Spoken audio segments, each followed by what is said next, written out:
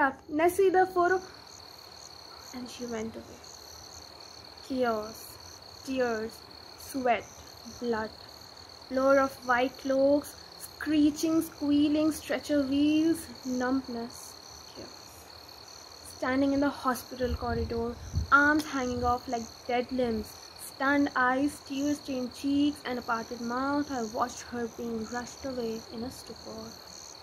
The ward was flooded with the golden beams of light as I turned the blinds over. I take a look at my mother, lying there in a vegetative state, with tubes and needles poking and emerging out of her now pale skin. I plopped into the chair and tried to distract myself from any possible thoughts.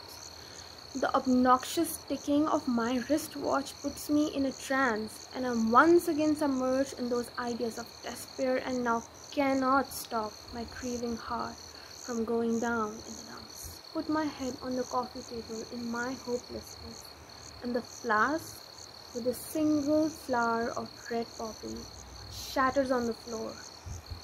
My mother always had a poppy flower in that flask.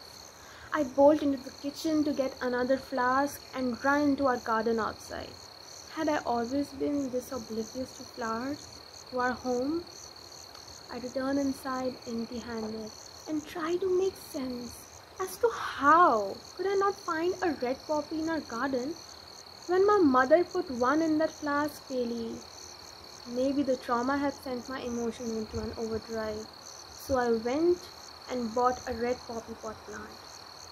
3:30 in the morning, sitting in a baggy t-shirt and fuzzy socks, trying to Google any cure for my mother's skin, and getting agitated when failing to do so.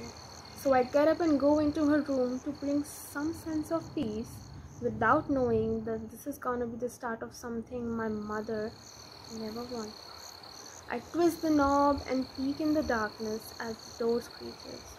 I turn on the lights and realize that I haven't been in her room since I was 12, and now I was 24. The furniture was still the same, vintage and thrifted, but it's still shiny and looks well kept, thanks to her polishing the furniture every alternate Christmas. I lay on the carpeted floor and shut my eyes to get some sleep. I get up and start to feel itchy and stretch my arms and yawn. I sit on her bed while rubbing my eyes when I hear a knock on the front door. Startled, I go up to the front door and look through the peephole and see someone clad in a black coat walk down the street. Did that person knock? I look at the grandfather clock behind me to find that it's 5 in the morning. I mustered up some courage and opened the door. It was misty and dark, only the street lamps gave away some light. I put a step forward and froze. Something hard and certainly round had been stepped over by me. I stepped back, and bewilderment enveloped me like a warm blanket should in that cold and dark moment. It was a white round pebble tied to a red poppy and a note. If I was bewildered before, then after reading the note, I was convinced that I was beginning to hallucinate. For the next 45 minutes, I kept reading that note again and again, and then I remembered her last words. So I digged through her closet to find old pictures, and one picture in particular, a family portrait with people I had never known. A man in a tuxedo, my mother in a formal dress, which we certainly cannot afford, myself and some other kid who was eerily similar to me, and an adorable blue-eyed Persian cat with an enchanting ocean in the background.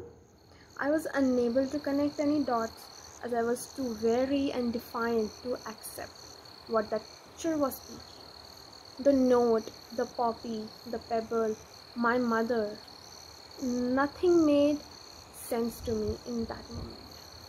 I looked for more pictures, and in one picture my mother looked like she was in love with that man.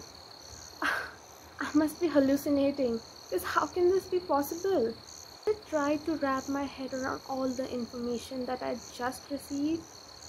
My phone started to vibrate. It was an unknown number. I received the call. Hello, is this Miss Nessie?